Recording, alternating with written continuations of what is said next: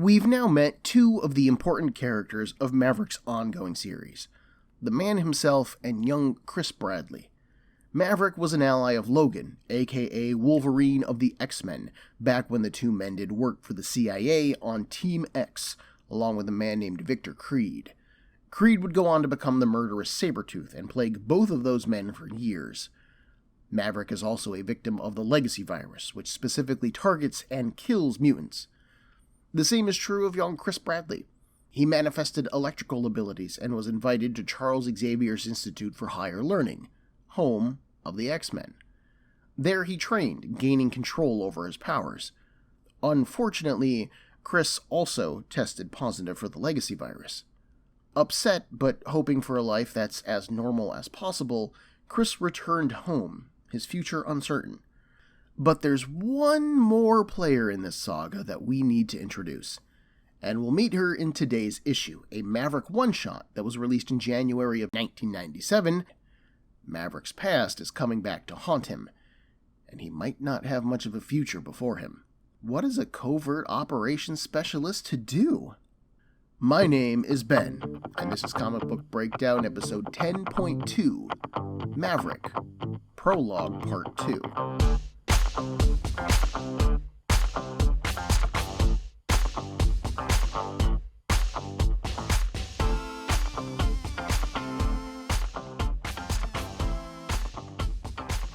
The one-shot opens in the past. Years ago, Team X was sent on a mission with two objectives: the acquisition of a device called the Carbonadium Synthesizer and the retrieval of double agent Janice Hollenbach from Berlin, Germany.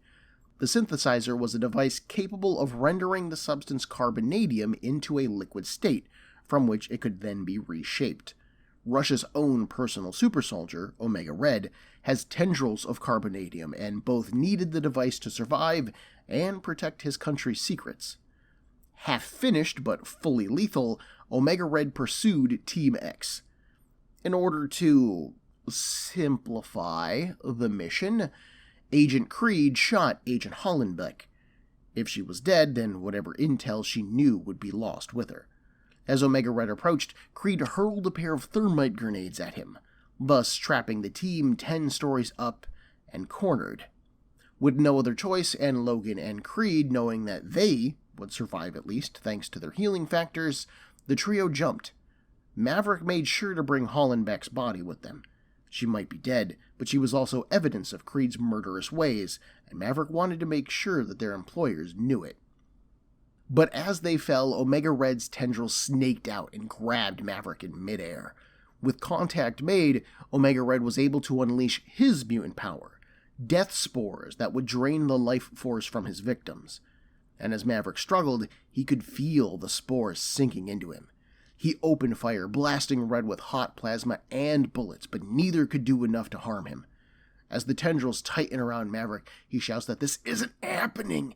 It never happened this way. His scream moves over into reality, and Maverick falls out of his bed. This particular dream was shown in further detail back in X-Men issues 4 and 5, but it clearly haunts Maverick to this moment. The story in that particular set of issues was actually Maverick's first appearance in the Marvel Universe and established him as a part of Wolverine and Sabretooth's shared past. It does a good job hinting at the futures of the three men. Creed murdered Janice not out of a duty or an actual need, but really just because he likes killing. Logan and Maverick both confront him about it, but they also have bigger problems to deal with, so they put it away for now.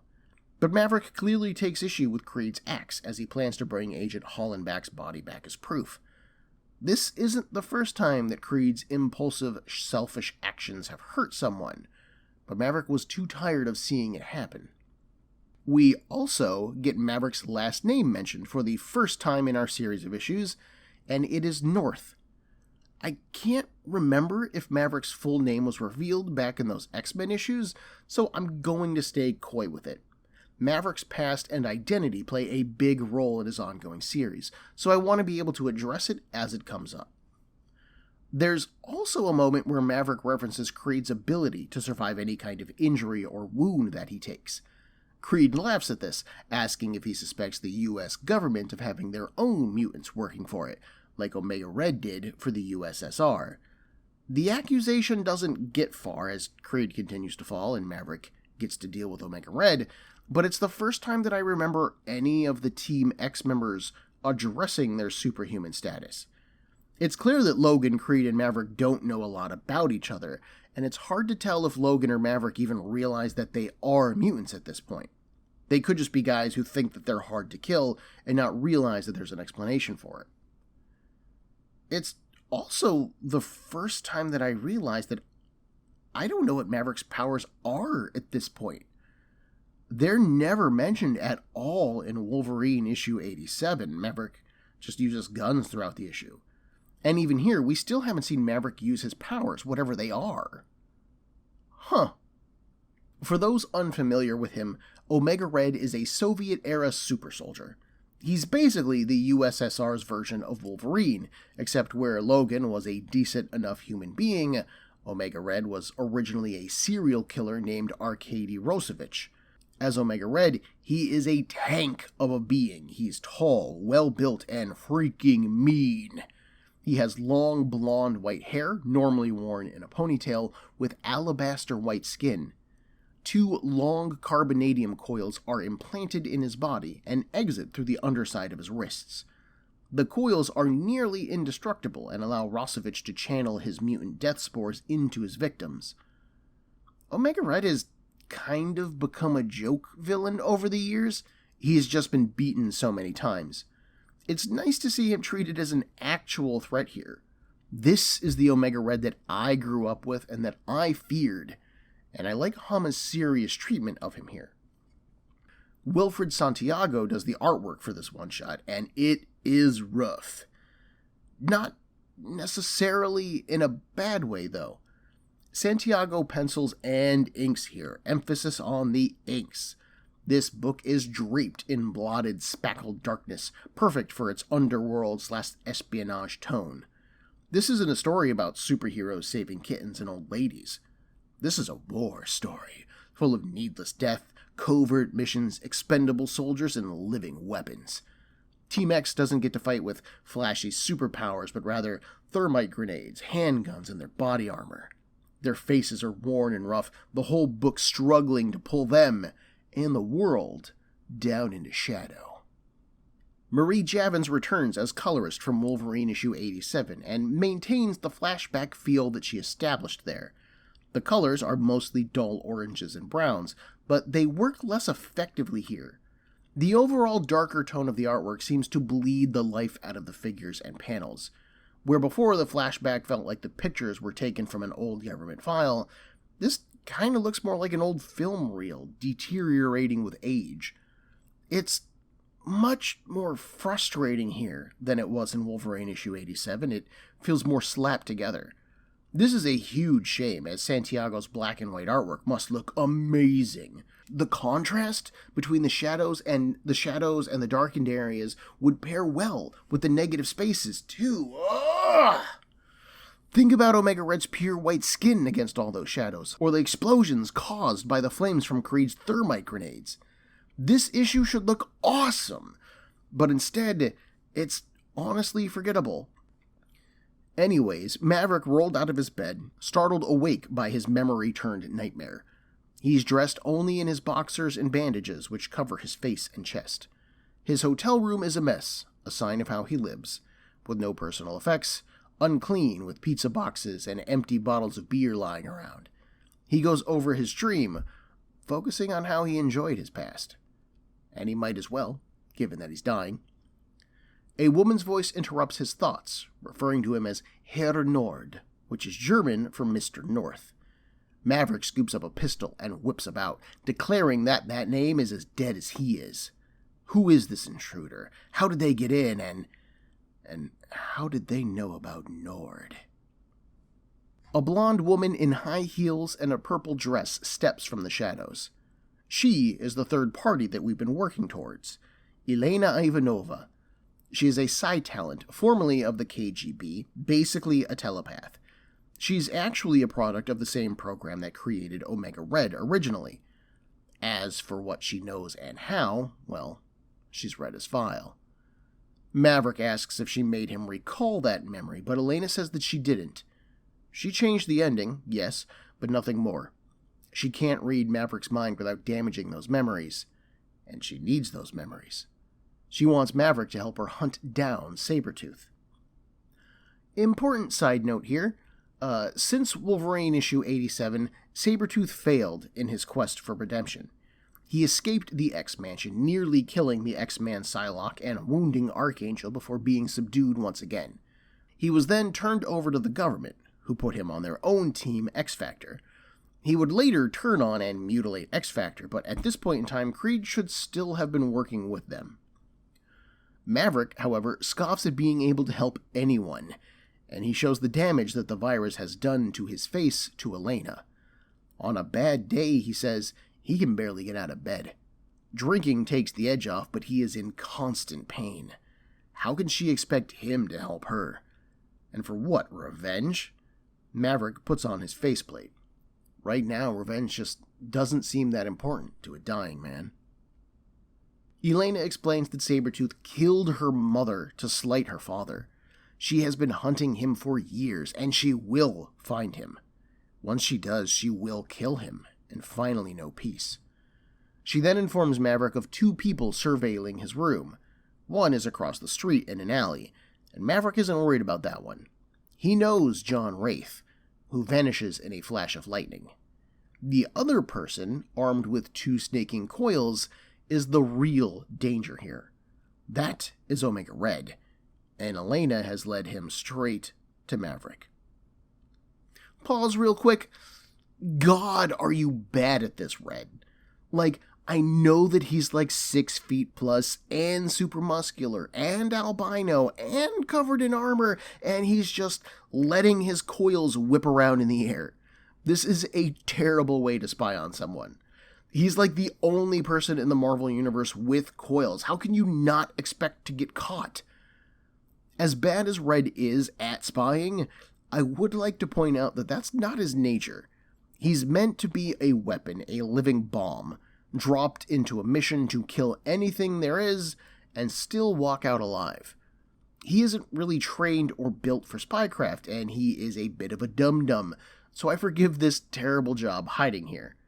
It's still stupid, but it's in character stupid. Maverick pulls his body armor on. They need to get out of here. Elena takes this to mean that Maverick will help her, but he is only interested in running. Revenge is consuming her soul faster than the virus is consuming his body, but Omega Red will kill them both now if they let him. They need to bounce. But just before Maverick goes to leave, a wave of pain causes him to double over. As Elena helps him stand, he would really like a drink to take the edge off, but he can't risk it. Maverick sucks it up, and they get a move on. The pair load into Elena's Red Viper and take off through the streets of Ottawa, Canada. Maverick's happy to see her with a fast car, but Omega Red begins to chase them on foot, and he's gaining. Maverick just pours ammunition into him, but Red shrugs them off, healing fast enough to not worry about the damage. But then a rocket impact knocks Red off of the road, courtesy of the mysterious John Wraith. The African-American man stands just outside of an alley, the smoking launcher resting on a shoulder. Sunglasses hide his eyes. A brown jacket covers his gray vest with a white shirt underneath. A nice cowboy hat rests on his head. Then, just as quickly as he was there, Wraith disappears. Omega Red tears a motorist off of his motorcycle and chases our heroes down. He rants about giving up his humanity, about serving a country that no longer exists, about being frozen for 30 years. He'll win the right to the rest of his life by squeezing it and the carbonadium synthesizer from Maverick. Thanks for catching us up on everything, Red. Much obliged. While Maverick and Elena flee, Maverick asks her for more intel. What exactly is her story? Which seems like a weird time to be asking for backstory, but sure, why not? A firefight during a high-speed chase isn't that intense, I guess. So Elena uses her psi powers to copy the memory of her birth and her mother's death into Maverick's mind. For Maverick, this is more than just learning Elena's story. This is living it. As a young telepath, Elena, even in the womb, was tapping into her mother's mind, so we experience the story from her mother's perspective. We see Logan, still dressed in his Team X gear, come to kill Epsilon Red, another Soviet-era super soldier, and Elena's father. Her mother begs for Logan to spare him, while Epsilon begs for him to finish the job. He's sacrificed too much of his humanity for his homeland, and now he longs for death. Creed, however, then crashes through a window, and just in time. They have new orders, and the hit on Epsilon has been cancelled. Sighing in relief, Logan leaves. But Creed stays behind. Epsilon tries to get Creed to kill him, but the American laughs. Then he turns his pistol on Elena's mother and fires. The memory ends, dropping Maverick right back into the car chase. The whole thing only took a moment of time, but it gave Omega Red enough time to catch up to them. Maverick fires off some rounds, but he misses the tires that he was aiming for. Maverick then orders Elena to turn right, and when she hesitates, he does the job himself, sending them flying down the street toward a Royal Canadian Air Force Special Weapons Research Facility. They smash through the gate, their car taking some fire from the guards, but most of them turn their attention to the now incoming Omega Red. They call in the intruder alert, and soon enough, a heavily armed battle vehicle is on Maverick and Elena's tail. Elena sees the plan. The RCAF will slow down Omega Red, and that's boss. But what exactly will stop the RCAF from killing them as well? Maverick answers that he's the tactician here. She gets to handle the dodging. And they do a pretty good job. Omega Red takes several missiles up his backside, winning our heroes the time to move. But they end up running smack into a dead end and are soon pinned by the RCAF forces. And yes, I realize that I technically just said Air Force forces, but here we are. Thankfully, John Wraith slides that hangar door nearest to them open. Are they coming, or do they want to die? They ditch the car, which I hope is a rental, and run inside, Maverick glad to see his old comrade in arms.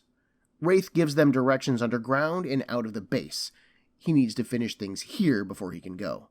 He steps outside, stalling the RCAF men as the pair slip away. Maverick explains to Elena that Wraith was Team X's extraction specialist. Whenever they got deep in it with no way out, suddenly there would be the Wraith man with an exit and a get-out-of-jail-free card. Maverick suddenly stops. He can hear troops approaching. They have no place to hide, so they'll have to fight. But Elena steps up instead, telepathically hiding their presence. Maverick is impressed, but the effort really drains her. She was already weak from the memory implant, and this has taken the last of what energy she had. So Maverick scoops her up, and they keep moving. Elsewhere in the facility, the RCAF has captured Omega Red. The super soldier is tied up in chains from a tractor and is being held at the bottom of a sub-level car lift. One of the men suggests tossing him into acid. After all, he survived those missiles earlier. Whatever this man is, he's far too dangerous to keep around. But the commanding officer says otherwise. They're the good guys, remember? Another soldier finds Red's file in their database, reporting about him being a super soldier. Another pair of men then bring John Wraith in, and he warns the CO to do whatever he must in order to kill Omega Red. He even volunteers his ID, confirm his identity, call his superior officer, whatever you want to do, but kill that thing. The CO pistol whips Wraith, and he warns them again. The CO gut punches him, ordering his computer guy to run Wraith's face against their system. The CO puts his gun to John's head, and fine enough, you can't help some people. Wraith fades out, much to the soldiers guarding him surprise. But it's not surprising to Omega Red. Wraith has slipped through his tendrils before, and now it's his turn. Red twists, bursting free of the chains and leaping from the pit. The CO shouts to his men to open fire, but the gunfire does little to slow Red down. Just outside of the security fence, Maverick and Elena emerge from a hidden hatch. Elena's recovered enough to run on her own, which is great, because now Maverick collapses, another wave of pain hitting him from the virus. Elena starts to pull him to cover as helicopters begin to sweep the woods. Men with dogs are also let loose, and they're closing in. Thankfully, John Wraith appears just in time. Confirming that Maverick wasn't shot and maybe bleeding out, Wraith pulls him up onto his shoulders and carries Maverick. Elena starts to question Wraith. Is he here in an official capacity? Was he just watching Maverick, or was he watching Omega Red? But Wraith doesn't have time for questions. They book it to his hidden getaway car and drive away. Back inside the RCAF, Omega Red finishes death-sporing the soldiers, topping up his own personal life force. Just as he wraps up, so does the search that was running on Wraith. The data file is light on personal information, but it does mention that a special dispensation was made for a containment chamber that was built in connection with Project Weapon X. Suspecting that that's the hiding place of his synthesizer, Omega Red is glad to learn about this. More good news then falls into his lap as a soldier gives an update of their pursuit over the walkie-talkie, not realizing that his superior officer is dead, and Omega Red overhears it. The three fugitives that they had been tracking, meaning Wraith, Elena, and Maverick, took a jeep to an airfield and then moved to a plane and are now on heading 314. Red pulls up a map of the base, compares it against heading 314, extrapolates it out, and bingo! Their heading matches the coordinates of the containment chamber. It's right where Maverick and his crew are going. So great. Now Omega Red just needs a ride. Cool. That's no problem. Because a chopper of RCAF soldiers has just landed near Red. They order him to lay down and put his hands over his head. Instead, Omega Red smiles. In their escape plane, Maverick questions how low Wraith is flying, and he answers that below 500 feet is safe from radar, but flying 100 feet below that is even better. And better is how he likes it. Fair enough. Maverick moves on to introducing Elena, but Wraith rattles off the Cliff Notes version of what she told us earlier. She's impressed by him, but it's a shame that he doesn't know more about Omega Red. Wraith scoffs. Ask and you shall receive. He passes her a dossier, and we get a slightly more than a Cliff Notes briefing on Omega Red. I covered the big picture stuff earlier, and the only real things of note here is a picture of Arkady Rosovich's last victim, a little girl. When that murder was found, Rosovich was taken to a windowless cell and shot in the back of the head. The real trick here is that he got back up, and so the government drafted him for their super soldier program. This horrifies Elena. They turned a serial killer into an even more dangerous super soldier? Are they crazy? Wraith can see the logic there, though. They wanted a remorseless killing machine. Well, congrats and job well done, because that's what they got. Their plane finally approaches the old Weapon X compound, and they set down. Omega Red is close behind and sets down as well, making his own way inside. Elsewhere in the air, a surveillance plane that was following up on the RACF escapees reports their arrival at this off-the-grid, unknown facility. They ask for approval to attack the site, and they get it. 2 fighter jets streak into the air and make their way to the site. Back at the compound, Maverick double-checks that everyone knows they're part of the plan. Wraith and Elena confirm that they do. Maverick promises Elena that once they're through with Omega Red, he'll tell her where she can find Sabretooth. Wraith warns her against this course of action. He tells them what happened to the last Psi talent who went after Creed, a woman named Birdie. Years ago, Creed was in Hong Kong on a hit, hired to take down a triad boss. A Psi talent named Birdie was sent to bring Creed to heel, and her initial attack hit him hard. She was fearless. But Creed got back up. We're shown the triad men fleeing from the building, but not Birdie. Her scream can be heard from the streets. From then on, Birdie was his slave. Creed used her psi powers to curb his need to kill, enjoying what he called the glow. Birdie went into that building aiming to kill Creed. Instead, she became his tool. Elena may want to rethink her plan of action. She then asks what happened to Birdie. Wraith says that Creed's son, Graydon, had her killed just to spite his father. Murdering women seems to run in the family. The wall then explodes inward, interrupting the conversation as Omega Red bursts into the room. His coils wrap around Elena quickly, pleased to have a woman to kill, which is when Elena disguises herself as Red's final victim. He panics at this and drops Elena, giving Wraith a chance to open fire on Red. Then they run, leading Red to Maverick. He opens a hidden compartment in the wall and pulls something out. The carbonadium synthesizer. Hey, Big Red, come and get it. Of course, Omega Red follows, chasing Maverick through the compound. They arrive at some kind of staging area. There is a literal red X marking the floor, and Red moves in for the kill. But as his coils close around Maverick, he's surprised to find that, once again, Elena has side-tricked him. This isn't Maverick in his clutches, it's John Wraith.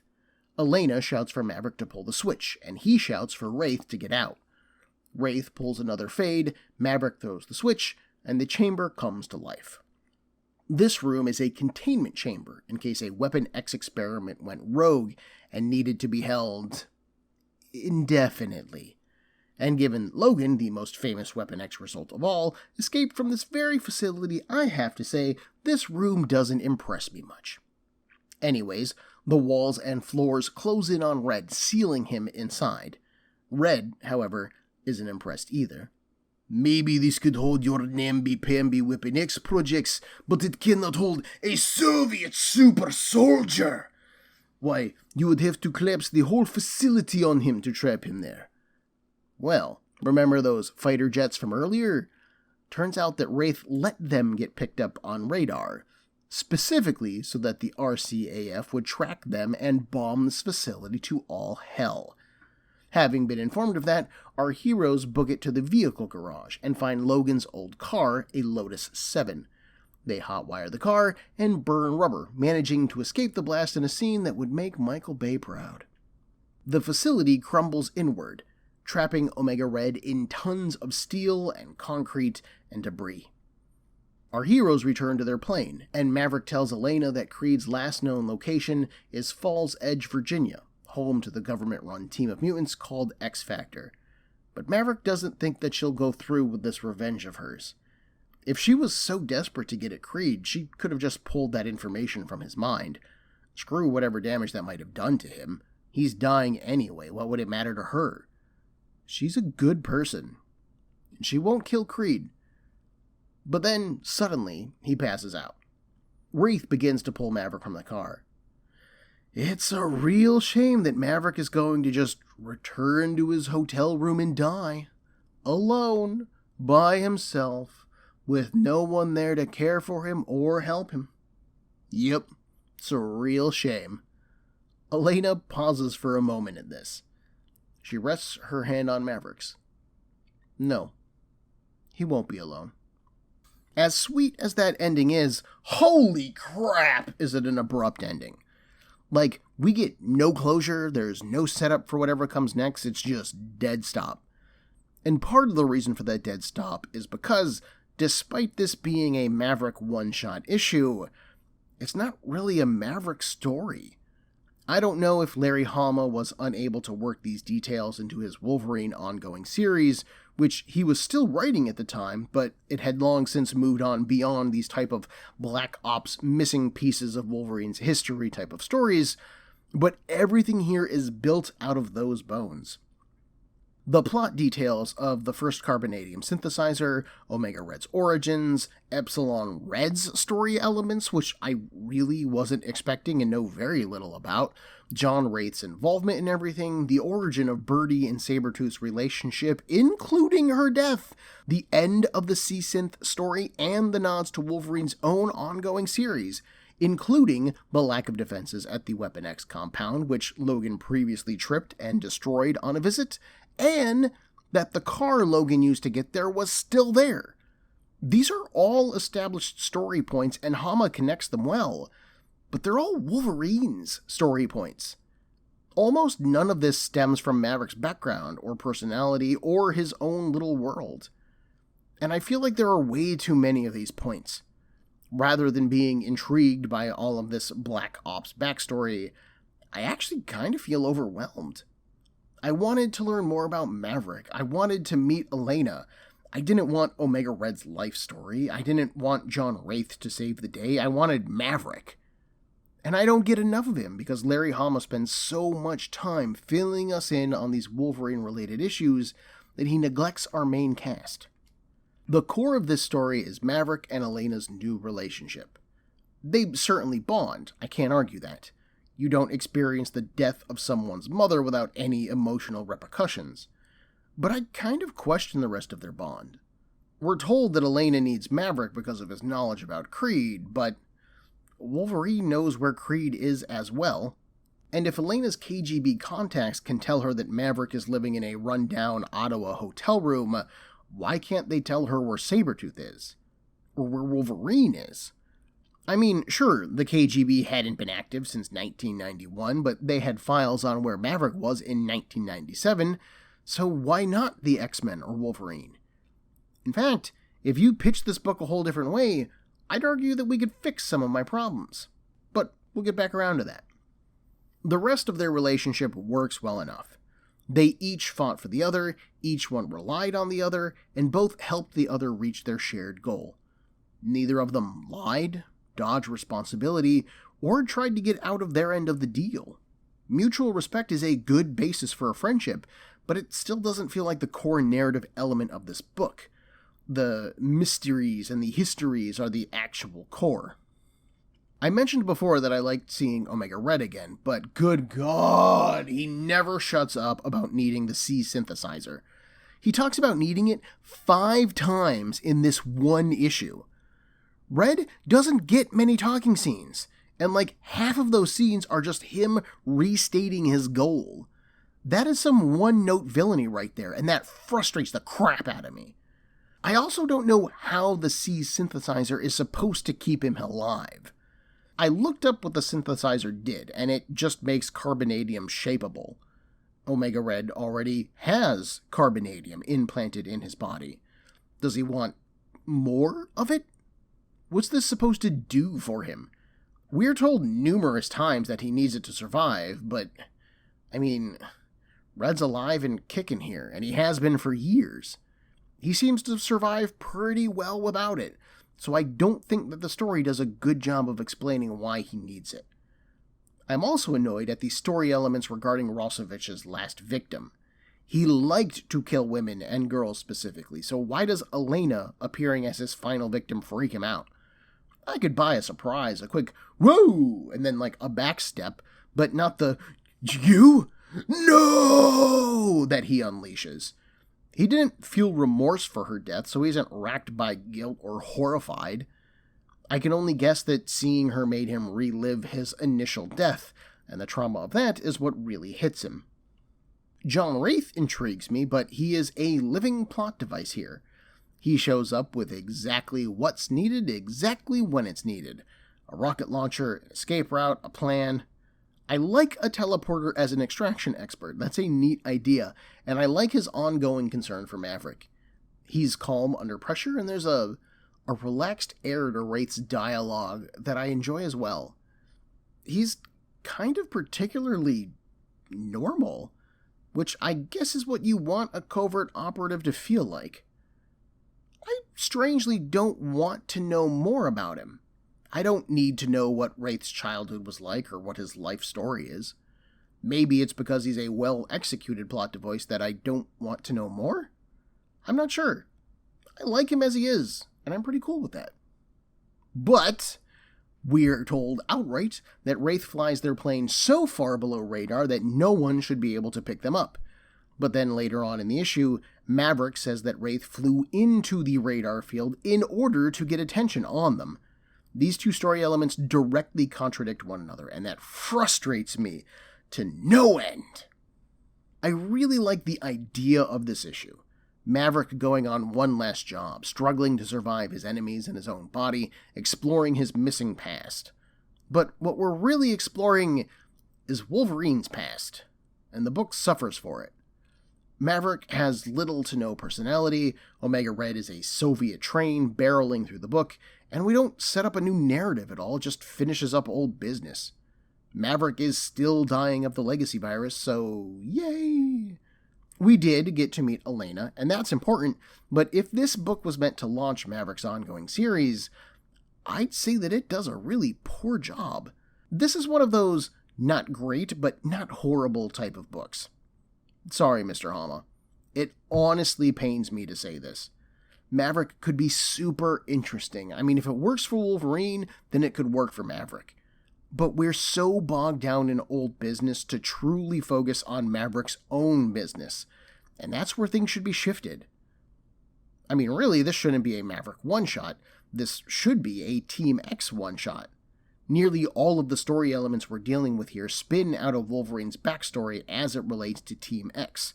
Their final mission, Elena's grudge against Sabretooth, Maverick's possession of the synthesizer. So let's own it. Here's my pitch for what you could do to make this story work a little better.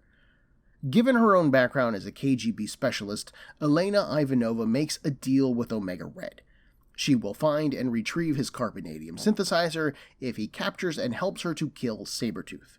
Red is down, believing already that he can kill Sabretooth because that's just how awesome he is, as well as believing that he could just kill Elena once she has the synthesizer if need be. But Elena's sources inform her that Creed is in government custody, so he won't be easy to get to. Thus, she has to take the long way around. All of this initially happens off-panel at the beginning of our narrative, so we don't see this kind of stuff. This just sets up where we open, which is when Elena has Omega Red attack some kind of government facility, which elicits a response from X-Factor. They show up and discover Red, and Sabretooth, already eager for a fight, jumps right into it.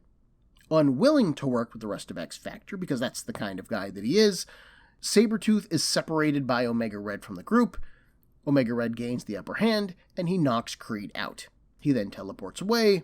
I mean, because I say so. We need to get Sabretooth away from the rest of X-Factor. This isn't an X-Factor story. This is a Team X story. Focus on Team X. Elena, meanwhile, has been telepathically implanting Omega Red's image in Maverick's mind, making him think that he's being followed. She reveals herself as Elena Ivanova, former KGB operative, current woman on a mission to kill Sabretooth, who killed her mum. She wants Creed's location from Maverick and offers to help him escape from Omega Red in exchange. They run from Red, who is just in Maverick's mind. The fight scene, the chase, all of it is just Maverick looking like a crazy person. They go to the Weapon X compound, retrieve the synthesizer to move or destroy, and Elena knocks Maverick out here. Weakened by the legacy virus, he can't stop her as she leaves with the synthesizer. Maverick then contacts Wolverine, who he needs to help track her down and for physical backup. They both contact John Wraith and learn where the swap was happening. They show up and big fight scene. Maverick and Wolverine don't want Omega Red to get the synthesizer, so while Wolverine keeps them busy, Maverick frees Sabretooth, who then goes after Omega Red. That's when Elena reveals that she's a telepath and that she wants Creed dead for killing her mother. Maybe her rage even makes her project her birthing onto all of the men, so that way we get her backstory without just a huge info dump. This would also give Omega Red time to use the synthesizer, and I don't know, he's more powerful than ever or some crap? Whatever the synthesizer does, it happens. Team X then has to team up with Elena to stop him, and they do, but during the fight, Maverick takes a turn for the worse. Wolverine and Elena have to get him out of there before he dies. But that means leaving Sabretooth behind. It's revenge or redemption for Elena. She would, of course, choose to save Maverick's life, and Creed, always looking to manipulate those around him, contacts X-Factor to come pick up Omega Red.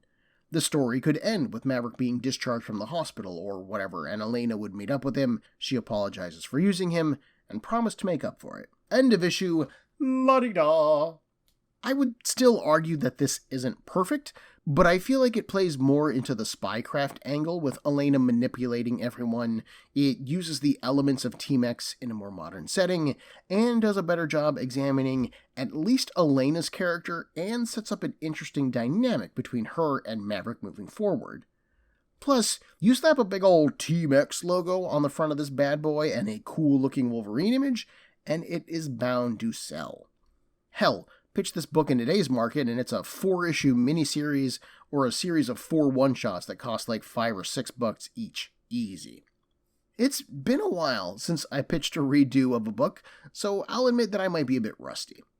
More importantly, with this issue being double-sized, and how long my critique of it was, and how long my pitch was, I'm starting to think that this episode is going to run too long. So, rather than cover the 2 issues that I was going to cover here, I'm going to move our next issue to the next episode. I might need to do that one solo as well, as it's also a double-length feature film long issue, but I'm going to try to get 2 issues into the next episode. With any luck, hopefully next week I'll be covering X-Men Unlimited issue 15 and hopefully Maverick issue 1, but I want to make sure I don't hit any bandwidth bumps in the road, so bear with me if this takes a bit longer than usual.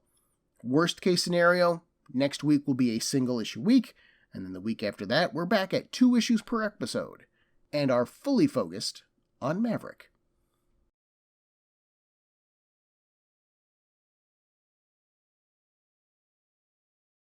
Everyone, there are a million podcasts vying for your time and attention, and I'd like to thank you for listening to mine. If you would like to get in touch with me, to share a concern, request a series, compliment me, berate me, whatever you like, send me an email at cbbreakdown@gmail.com. Otherwise, thanks for listening.